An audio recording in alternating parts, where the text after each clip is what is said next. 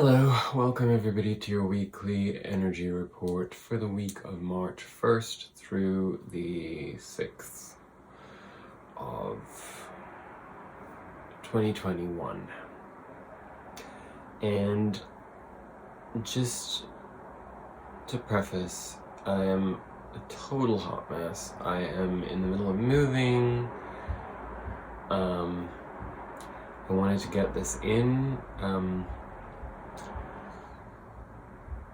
So let's just get into it, and don't judge me for the way that I look, because I haven't showered. I've been like running around like a maniac all morning and afternoon, and my hair is really greasy, and I burned my neck too. I don't know whether you can see that. Hideous. Anyway. Do you feel the energy clearing is probably the most appropriate question to ask off the bat, because we had the full moon in Virgo last night. It's Saturday now when I record this.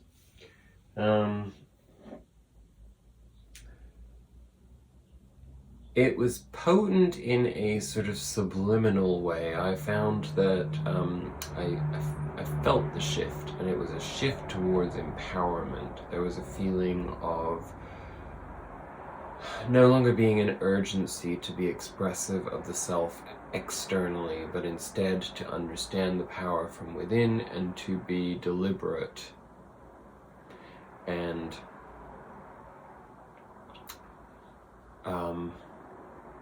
intentional in knowingness and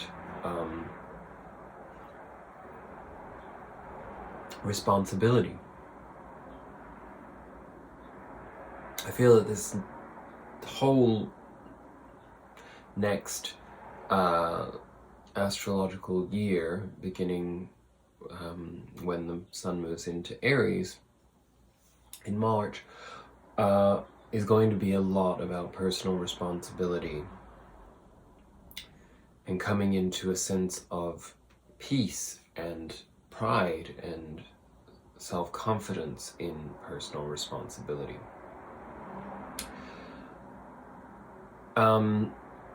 Astrologically, we've moved into Pisces. That's already been the case for over a week now. So we should also be feeling the difference in the energy in terms of our emotionality, in terms of how much we are absorbed by our emotions and how we work through those emotions subconsciously.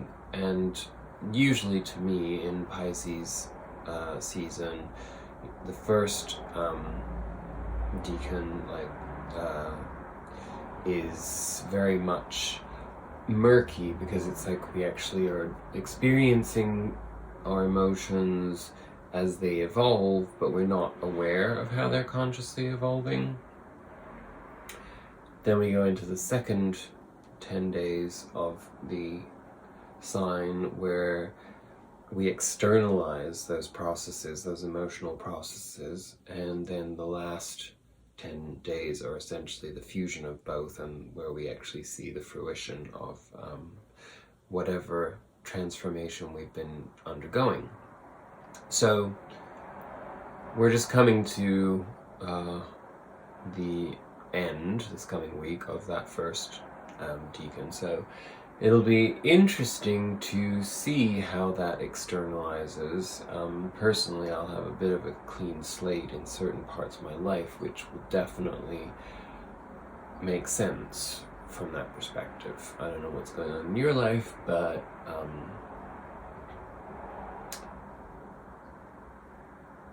we're in this together, right? It's interesting. I wish I could see more of what's going on in your lives. Some of you I know personally, and so I am able to find correlations. And those that I don't know, you're always welcome to shoot me a message to let me know what's going on in your life if you feel like discussing any of it. What else do we have on the horizon? Well, Mars is moving into Gemini out of Taurus after those 6 long, arduous months in Taurus. It really felt like we were dragging our feet in terms of our actions, and also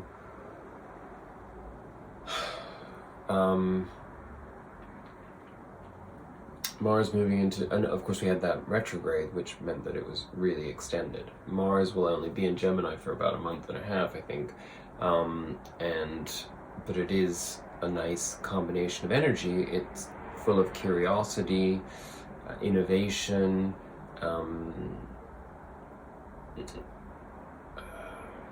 extroversion.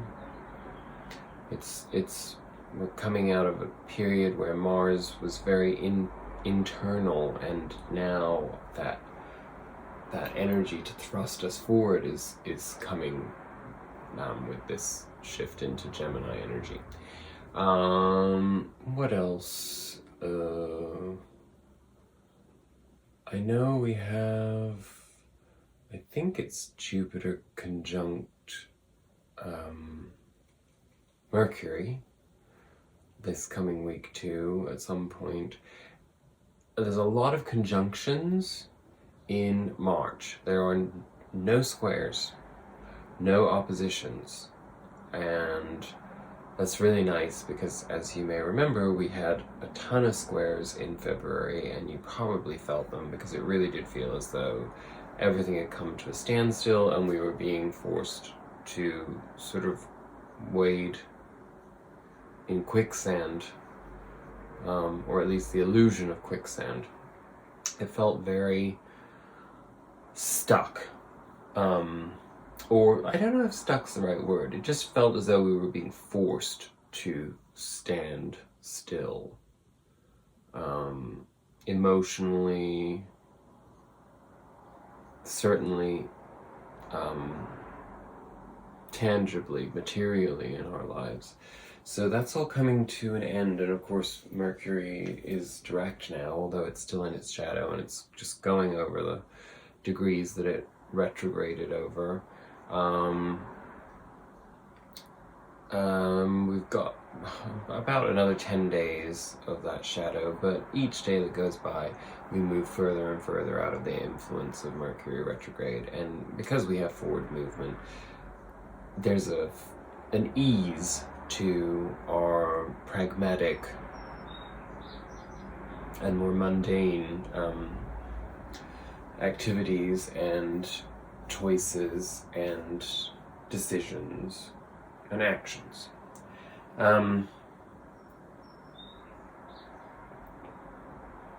What else? I can't think of anything else right now, but just know that we have some pretty good energies on the horizon.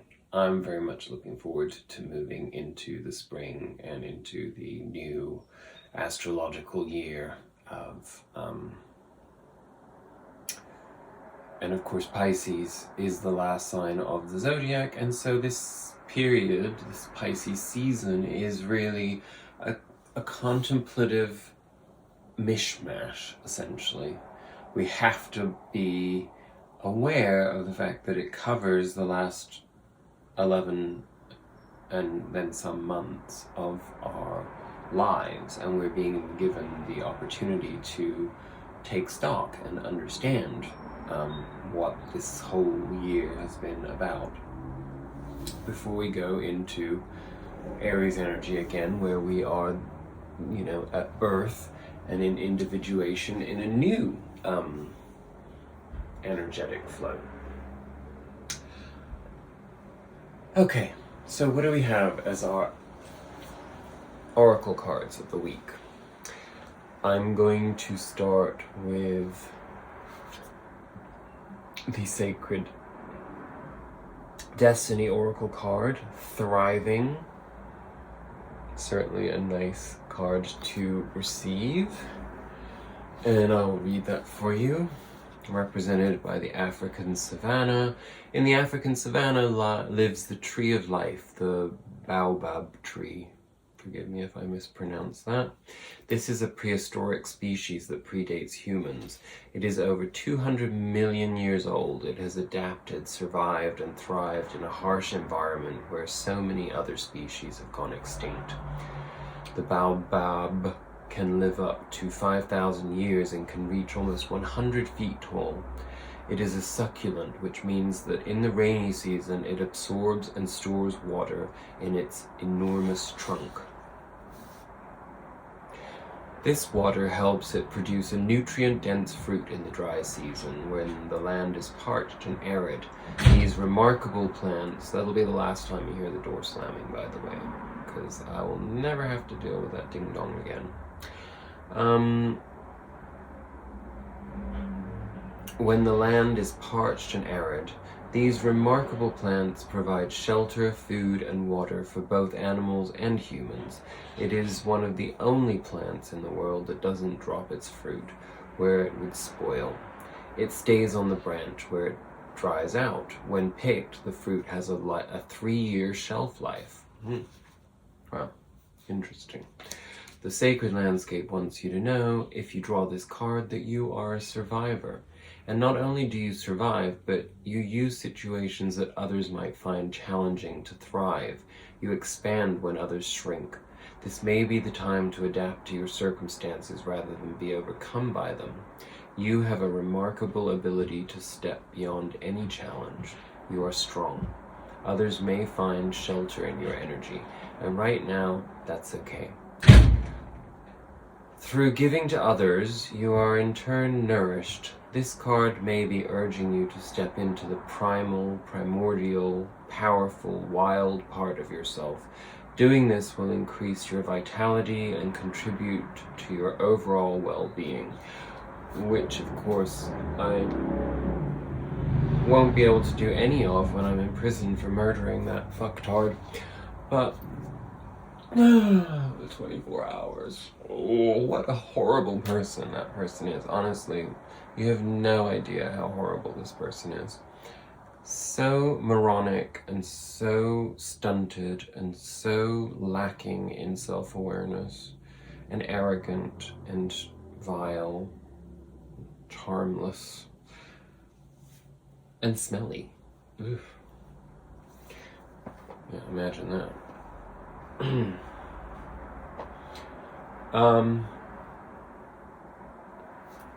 Sorry, I had to vent a little bit, because otherwise I wouldn't get to the humor in all of this, which is that essentially right now I'm talking to you, but it's also my inner monologue, right?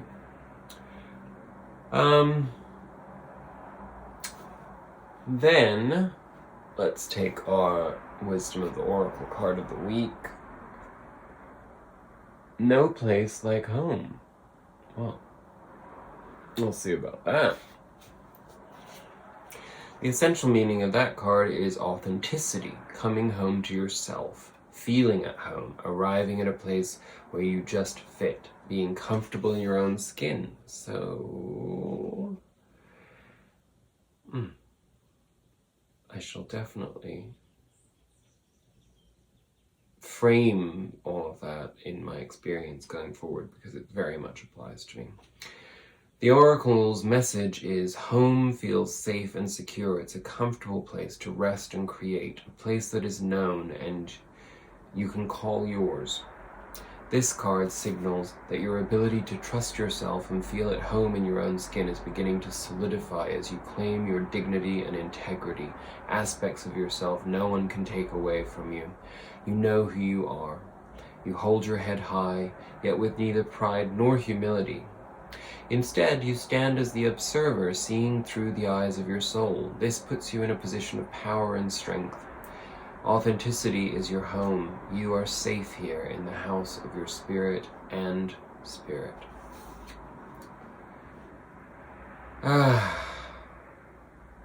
When you act in an authentic way, you command the world to reflect back to you exactly what it is in your highest good. Your business choices, the investments you make, and the creative projects you immerse yourself in are powerfully on point. Why? Because when you are fully yourself, radically accepting everything in your journey to date, both successes and failures, you will see the divinity in all things. Abundance is a natural progression when you experience this kind of authenticity. There are times when what is familiar and known is not the best choice.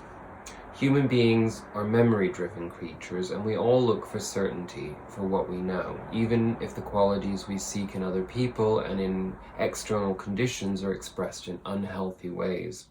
Avoid being too eager to find home. Choose something unfamiliar and trust that there you will find a new normal that supports your spirit.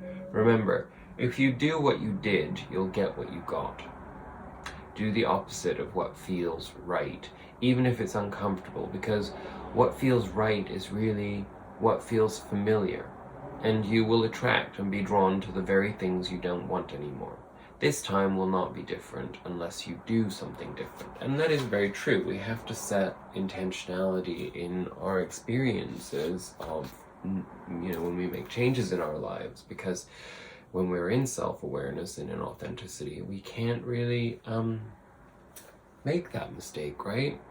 So thank you, card, for the protection message, but I don't think we'll be needing it.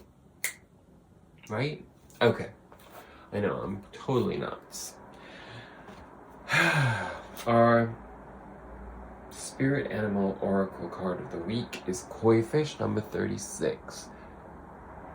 There is always enough.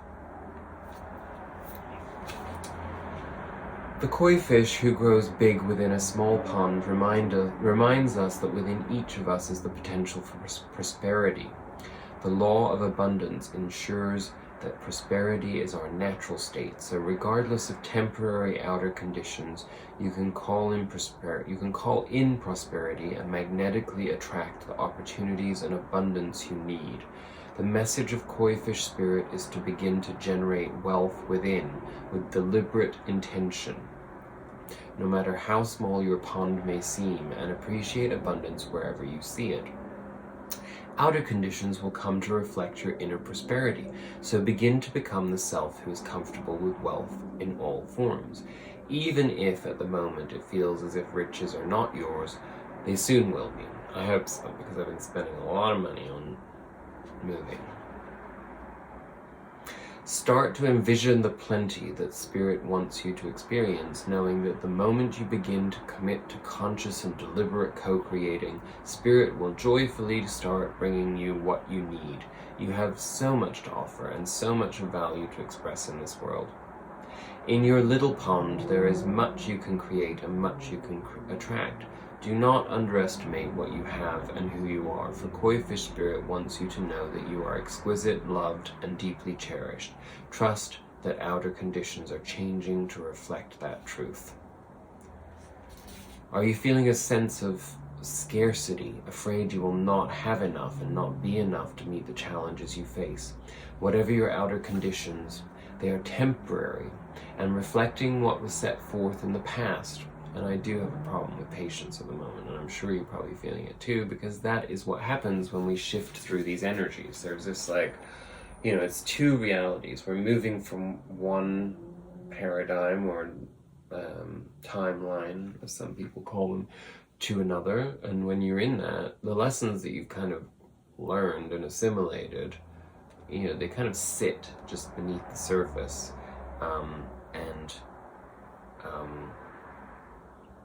they're kind of pushing the top layer away, so then they can be released to allow new energy to come through. So we find ourselves kind of at an in-between point in this energetic moment in time right now. It should dissipate over the course of the week as we get more and more clarification from the astrological energies we talked about.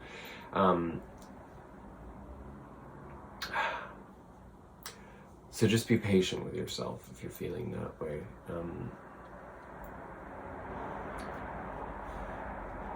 Koi fish is your ally in changing those conditions by transforming your inner beliefs about scarcity and plenty. Perhaps you have suffered a loss or are afraid you soon will, or you have been scraping by and feeling there are simply no opportunities available for you to better your circumstances. Koi fish asks you to find prosperity within you by connecting to Spirit through spiritual practices. Spirit wants to remind you that your natural state is one of abundance. Remember all that you have to offer so that you can generate your own opportunities, love relationships, and even more. Even if you feel you have little to give right now, find it within you to give to someone else, even if it is just a few encouraging words, a smile, or even a helping hand. Your actions will remind you that you have more than it appears, more gifts, more strength, more wisdom, more abundance. As you give to others, your own sense of prosperity grows and your outer conditions begin to shift in an alchemical reaction. Prosperity and love are yours to receive, experience, and enjoy. Believe it. And it is really important to remember that, because also we have to take responsibility for our choices when it comes to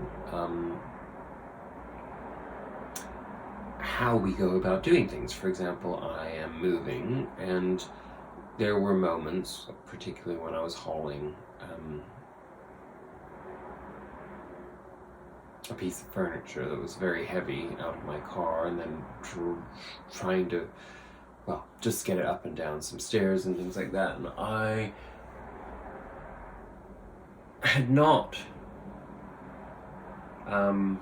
asked for anyone's help, and it just so happens, as always, most of my actual friends were away this weekend, and I think that's circumstantially been the case most of the moves that I can recall, and I've always done them alone. But I don't fall into victimhood with that, even if the thought crosses my mind, because that's a choice for me. I mean, yes, it's really stupid that I think that I should be carrying 150-pound pieces of furniture up and down stairs on my own, but it's because at the end of the day I like to do things my way, and I like to take responsibility for the things that I do, and it's difficult when somebody else is moving with you. You know, if they drop something or they break something, then, you know, well, you don't want to incur my wrath. Not that I would, really, but whatever, you know what I'm saying. Anyway, it's because I like to do things at my own pace. I have to motivate myself to do pretty much anything that I do in my life. Otherwise, I drag my feet and I resist. And there's probably lots of lessons in that to learn, and that's probably what's coming up in the next chapter of my life, because that's the way things work. You know, this wouldn't be coming out of my mouth if that wasn't the case, so that means you too. But I'm not there yet, and right now, I'm just glad that I managed to move that fucking piece of furniture on my own, so score me.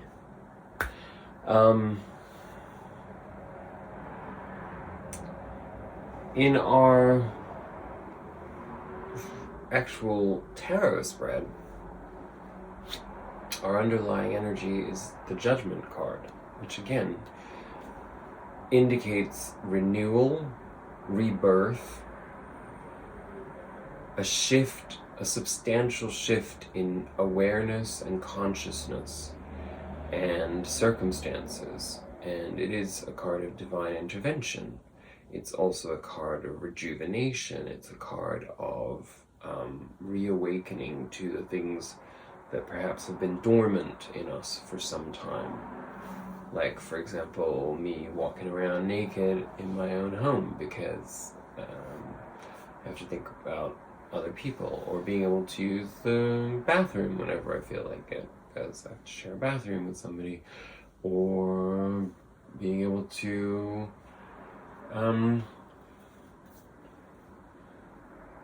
well, just do whatever the frick I want whenever I want to in my own home. These are in my particular, on my journey right now, those are very prevalent themes, but I'm sure you have your own version of those things that you can reawaken to with these energies. And it came out with the Osho Zen card of completion, which is the world in a traditional tarot. So, of course, we have to read that. If I can find which one that is. Oh, here we go. Here, the last piece of a jigsaw puzzle is being put into its place. The position of the third eye, the place of inner perception. See that?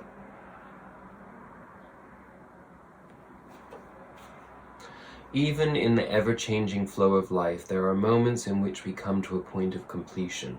In these moments, we are able to perceive the whole picture, the composite of all the small pieces that have occupied our attention for so long. In the finishing, we can either be in despair because we don't want the situation to come to an end, or we can be grateful and accepting of the fact that life is full of endings and new beginnings. Whatever has been absorbing your time and energy is now coming to an end. Yeah, in completing it, you will be clearing that space for something new to begin. Use this interval to celebrate both the end of the old and the coming of the new. And that's very true too, because things that seemed very important to me and very disturbing obviously don't really have that much importance when you're down to like 24 hours of dealing with them. So I do seek to find the balance of gratitude in the experiences that I've had, and so we should all do that this coming week. This is the way of Zen, not to say things to their completion. This has to be understood. It is a very important methodology. Not to say everything means to give an opportunity to the listener to complete it. All answers are incomplete. The master has only given you a direction. By the time you reach the limit, you will know what is going to remain. This way, if somebody is trying to understand Zen intellectually, he will fail. It is not an answer to the question, but something more than the answer. It is indicating the very reality. The Buddha nature is not something very far away. Your very consciousness is Buddha nature, and your consciousness can witness these things which constitute the world. The world will end, but the mirror will remain, mirroring nothing. Well, that's all very confusing. So I think we'll all have to think about that one, right? But I do understand that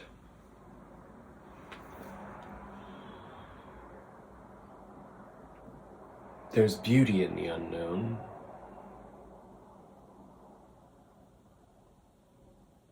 And we have to be inspired by that. What are we leaving behind? Okay, in our recent past, what do we have? We have some cards that we have had in our last couple of readings. There's that 10 of Wands, that burden that we've been carrying around, all of our ideas on things, all of the prescribed standards and notions that hold us back and hold us anchored in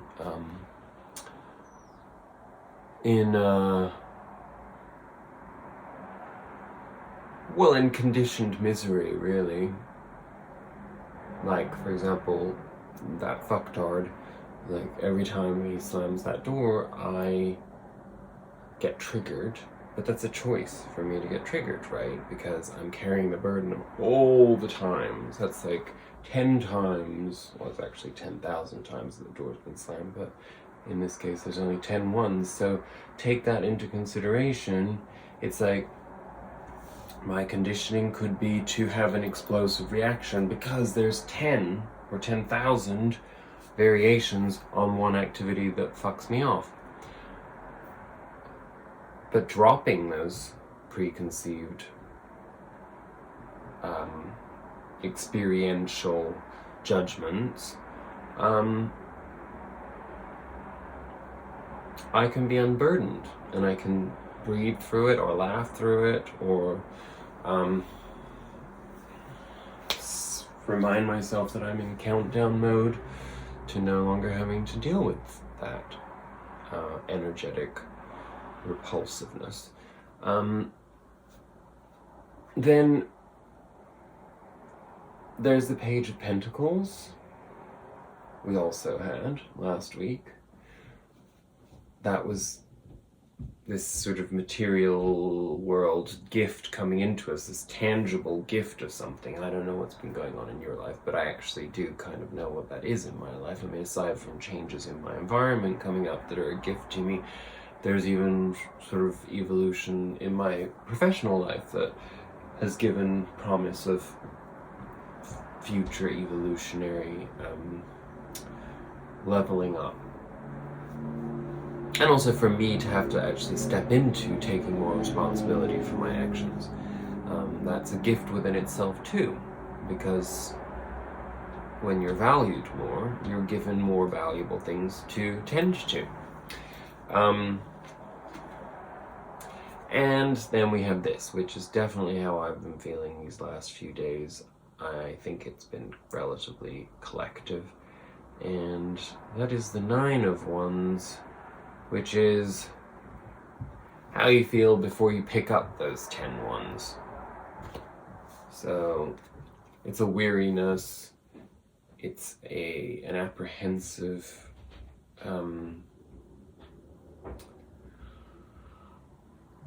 complexity. And I don't really want to get too much into all of that energy because it's the past, and I think that we've resolved that. We are resolving it. But there's an Osho Zen card that I took to sort of synergize the message, was receptivity, Queen of Cups. So this is the result of those three energies coming together. How we move forward. I'll let you take a nice look at that. It's a beautiful card. Yes, breasts. That's what I was trying to show you. And where is that? Receptivity. So that's Queen of Cups in the regular traditional tarot. Receptivity represents the feminine, receptive quality of water and of the emotions. Her arms are extended upwards to receive, and she is completely immersed in the water. She has no head, no busy and aggressive mind to hinder her pure receptivity. Do you want me to show you that again so that you're getting the visual? God, why do I have to make these squeaking, croaking, groaning noises? Because that's how my body feels right now. Oh, darn. Oh, that's okay. Okay. And as she is filled, she is continuously emptying herself, overflowing and receiving more. The lotus pattern or matrix that emerges from her represents the perfect harmony of the universe that becomes apparent when we are in tune with it. The Queen of Water brings a time of unboundedness and gratitude for whatever life brings, without any expectations or demands. Neither duty or thought of merit or reward are important. Sensitivity, intuition, and compassion are the qualities that shine forth now, dissolving all the obstacles that keep us separate from each other and from the whole. Yes, well, less antagonism in our environment will certainly also facilitate that, right? But coming to be at peace with that is also a part of that. Okay. Listening to one of the basic secrets of entering into the temple of God. Listening. I really am having a problem reading today. I'm sorry. I think my brain is just a little fried. Listening is one of the basic secrets of entering into the temple of God. Listening means passivity. Listening means forgetting yourself completely. Only then can you listen. When you listen attentively to somebody, you forget yourself. If you cannot forget yourself, you never listen. If you are too self-conscious about yourself, you simply pretend that you are listening. You don't listen. You may nod your head, you may sometimes say yes and no, but you are not listening. And I'm sure you can actually visualize that in your life. I mean, I can think of many times, either when I'm speaking to somebody, particularly people in authority, I have this tendency to feel like I must be attentive, or at least give the impression that I'm being attentive. And sometimes I'm so focused on giving the impression of being attentive that I'm not actually attentive. And the same thing goes when I'm listening to audiobooks or podcasts or YouTube videos. Sometimes I find myself having thoughts that have nothing to do with the content I'm watching, or they are some varietal in something that I've heard in what I'm listening to, and then I go off on a tangent, and then I have to go back and start listening again because I've missed the flow entirely. Anyway,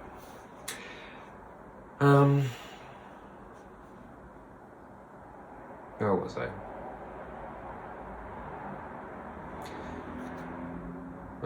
When you listen, you become just a passage, a passivity, a receptivity, a womb. You become feminine, and to arrive, one has to become feminine. You cannot reach God as aggressive invaders, conquerors. You can reach God only, or it will be better to say, God can reach you only when you are receptive, a feminine receptivity. When you become yin, a receptivity, the door is open and you wait. Listening is the art for becoming passive. And again, sometimes listening is silence, you know.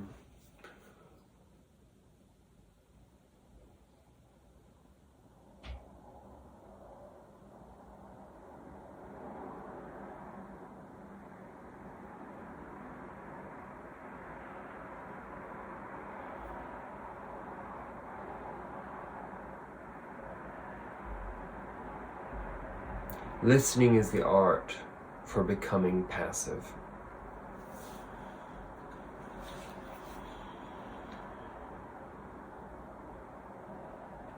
I know, it was very dramatic, my pause, but I did really feel like I needed to listen. And I'm going to do, you know, my infamous leg splaying right now, because I have not had the chance to work out or do any yoga or anything for the last couple of days, or at least in minutia only, and I'm feeling it. And moving really makes your body hurt. Oh, and tired. Anyway, where was I? The present. So, again, interesting energies, because we have the Magician, then we have the Nine of Swords reversed, always good to see, and we have the Three of Cups on the horizon. So,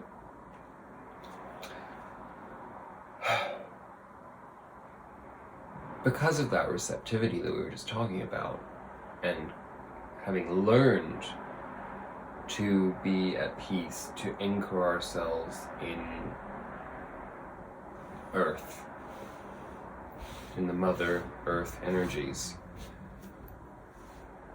we become the Queen of Cups, we become receptive, we become open, we become a channel for a certain energetic flow, right? Which then, of course, naturally brings us into Magician energy, because we are one with nature and we understand what the purpose is of our experiences, our emotional experiences, which in turn is clearly going to be allowing us to overcome the overactive thought process that hinders us so much and keeps us in poverty consciousness and keeps us in that weariness and that overburdened energy, you know. So and naturally out of that comes a form of communion and celebration, you know. But I mean, this is also, I mean, as much as there's the sociability aspect of there being 3 people on this card, you know, these are also, you know, this is communion with nature, it's communion with self, it's communion with spirit, it's you know, understanding that even in our aloneness, we are constantly in communion with natural law. And oddly enough, the bridge card from Osho is the 2 of Swords, Schizophrenia, which is always a difficult card. And again, I'm going to have to move again in order to show you that card. There we go. Is that you between those 2 cliffs? I'm going to read it and then we'll try to figure out why. That is the card that bridges those elements together. The person on this card brings a new twist to the old idea of getting stuck between a rock and a hard place. But we are in precisely this sort of situation when we get stuck in the indecisive and dualistic aspects of the mind. Should I let my arms go and fall head first, or let my legs go and fall feet first? Should I go here or there? Should I say yes or no? And whatever decision we make, we will always wonder if we should have decided the other way. The only way out of this dilemma is, unfortunately, to let go of both at once. You can't work your way out of this one by solving it, making lists of pros and cons, or in any way working it out with your mind. Better to follow your heart if you can find it. If you can't find it, just jump. Your heart will start beating so fast that there will be no mistake about where it is. And that's very true. That's kind of what I'm doing right now, is taking a leap of faith, because I tried doing all this financial planning and I tried being really mindful of my limitations. And as soon as you get into that space, you could convince yourself out of anything. You could stay in your prison forever, right?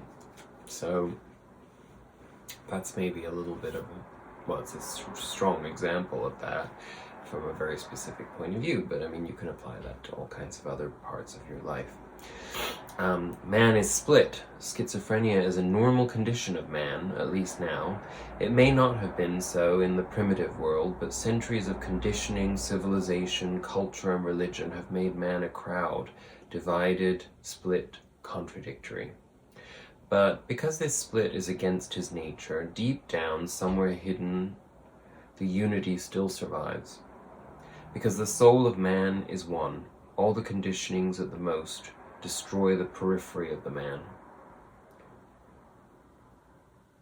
But the center remains untouched. That's how man continues to live, but his life has become a hell.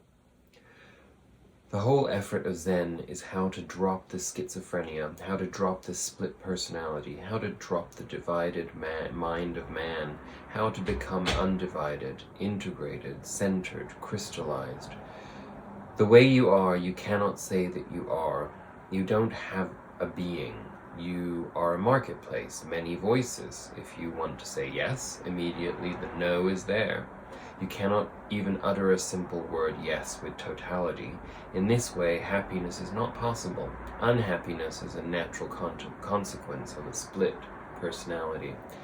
So, it's about a leap of faith, and it's about diving into the possibility and not holding on to the idea that we know what the outcome will be based upon our past experiences. In many ways, that's what that really comes down to. So it makes sense in letting go of the worry, in harnessing our power, in communion with nature, we would reach that point of being able to move beyond the schizophrenic thinking, the conditioning. And it flows perfectly into our future energies, because we go into the future with the Temperance card.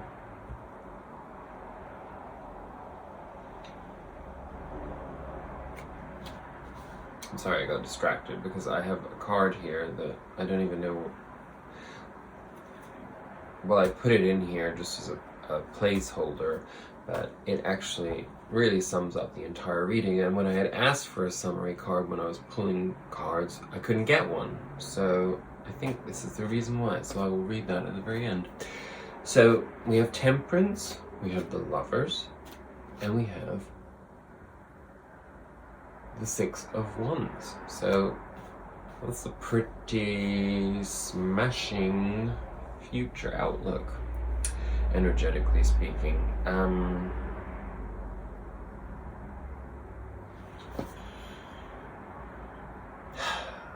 Well, we know Temperance.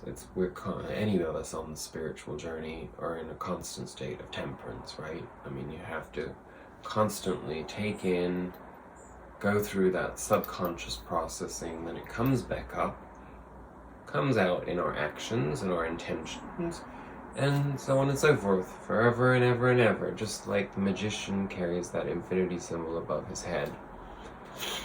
That is the law of the universe. So it's our job as human beings to find temperance in everything that we do. And I'm going to take a clarifier on the Lovers, because I always talk of the Lovers as being the false choice. I mean, it's an empowered choice in the sense that we choose what serves us best when we know what's best for us. And, but I don't know what the choice is exactly that we're making. I mean, in my case I do, but it looks as though it's in the realm of emotions. We haven't had the Page of Cups in a future energy for a while, I believe. And the Page of Cups, of course, we always come back to the idea of the pages being the reminder that we have to remain teachable, that we are always at the beginning of a new cycle, a new journey. And as long as we're breathing, that's our job as a human being as well, is to remain teachable, to keep learning, to keep challenging ourselves, to break precedent, and to find new angles, new perspectives on the things that we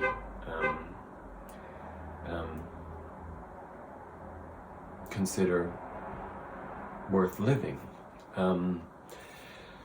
So the Page of Cups, clarifying that Lover's card, is really about receptivity again on a level of emotions. It's having the experience going forth of an emotional truth, an emotional authenticity that is not informed by the past scars and wounds. It's also a card of faith. So it's about having faith in that process of being open to receiving, often in the form of receiving from new sources. So be open to that. Where are there new sources revealing themselves in your life? New people, new avenues of learning, new avenues of experiencing, of communing with other people, of deepening your faith too. All of that is a part of that energy. And whatever comes out of it is victorious, because the Six of Wands is moving into a place of acquiescence to the destined path. It is, yes, victory, but what is victory? Victory is manifesting purpose.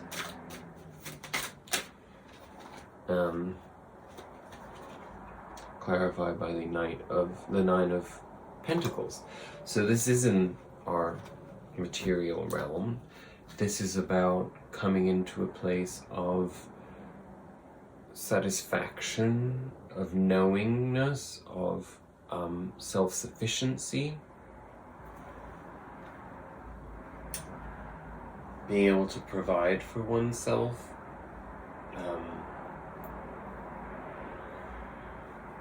and being able to give oneself opportunities for growth. And the Osho Zen card, to tie all of those together for us, is inner voice. And inner voice is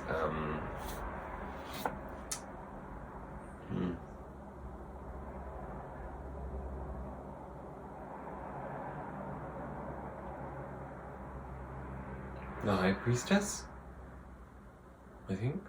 Let's see. Anyway. Okay. The inner voice speaks not in words, but in the wordless language of the heart. It is like an oracle who only speaks the truth.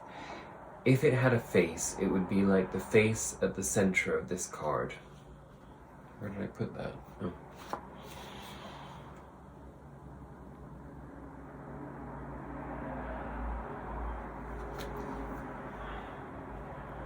Alert, watchful, and able to accept both the dark and the light, symbolized by the two hands holding the crystal. The crystal itself represents the clarity that comes from transcending all dualities.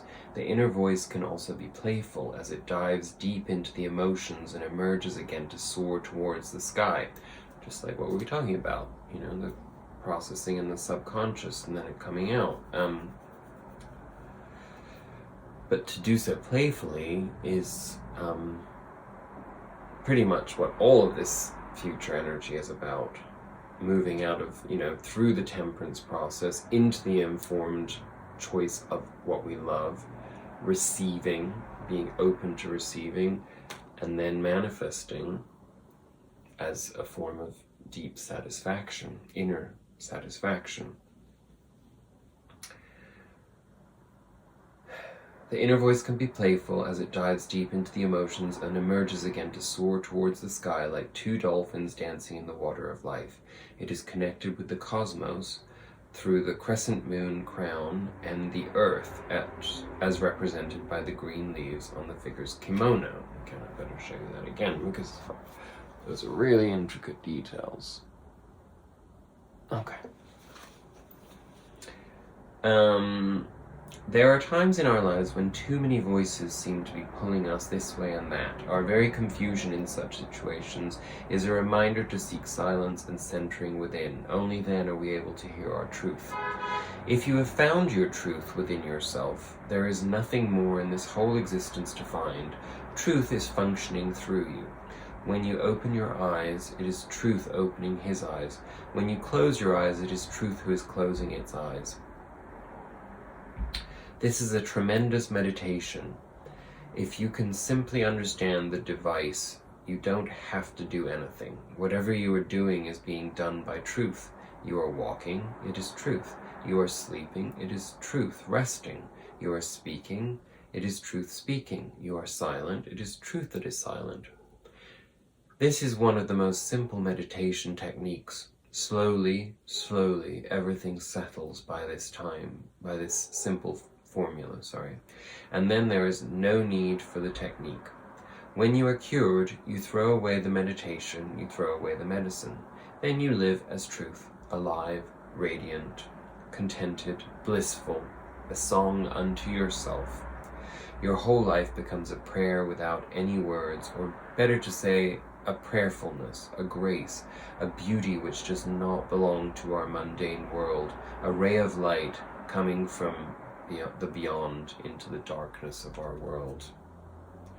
And that's what the Nine of Pentacles is there for. So all in all, that's some really beautiful energy there.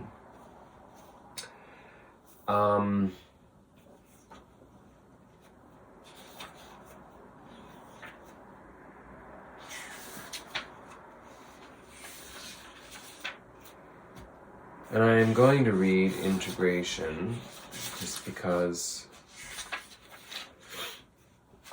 as I say, it was just sitting there staring at me, and I feel like it's important for us to hear this as our closing message for this week. So, here goes. The image of integration is the unio mystica, the fusion of opposites. This is a time of communication between the previously experienced dualities of life. Again, that's pretty much what this whole reading is about. Rather than night opposing day, dark suppressing light, they work together to create a unified whole, turning endlessly one into the other, each containing in its deepest core the seed of the opposite. The eagle and the swan are both being of flight and majesty. The eagle is the embodiment of power and aloneness. The swan is the embodiment of space and purity, gently floating and diving upon and within the element of the emotions, entirely content and complete within her perfection and beauty. We are the union of eagle and swan, male and female, fire and water, life and death. The card of integration is the symbol of self-creation, new life, and mystical union, otherwise known as alchemy. A magician. The conflict is in man. Unless it is resolved there, it cannot be resolved anywhere else. The politics is within you. It is between the two parts of the mind. A very small bridge exists. If that bridge is broken through some accident, through some physiological defect, or something else, the person becomes split. The person becomes two persons. And the phenomenon of schizophrenia or split personalities happens. Remember, that's what we're moving beyond in our present. If the bridge is broken and the bridge is very fragile, then you become two. You behave like two persons. In the morning you are very loving, very beautiful. In the evening you are very angry, absolutely different. You don't remember your morning. How can you remember? Another mind was functioning. And the person becomes two persons. If this bridge is strengthened so much that the two minds disappear as two and become one, then integration, then crystallization arises. What George Gurdjieff used to call the crystallization of being is nothing but these two minds becoming one. The meeting of the male and the female within, the meeting of yin and yang, the meeting of the left and right, the meeting of logic and illogic, the meeting of Plato and Aristotle. And all in all, I think that there's a strong emphasis on that as Mars moves into Gemini. This is an integration moment of masculine and feminine, and we need to focus on that consciously in our experiences, because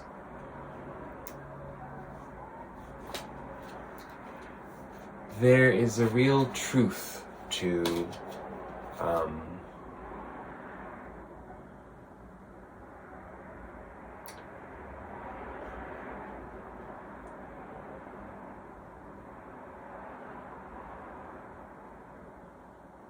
well, I can't elaborate on that. Just think integration this week. Integration. Whatever that means to you. Whatever your experience is, whenever you find yourself out of balance, use the word integration. And remind yourself that you're thriving, no matter what. That there's always enough. And, of course, you have to have your inner sanctum. There's no place like home. On that note, I will see you in a week from a very different place. I thank you again for being here with me, for being on this journey, for indulging me when I go off on my tangents about my personal experiences, but I do think that they serve to shape a vision of the energies of the moment. Blessings to all. Namaste.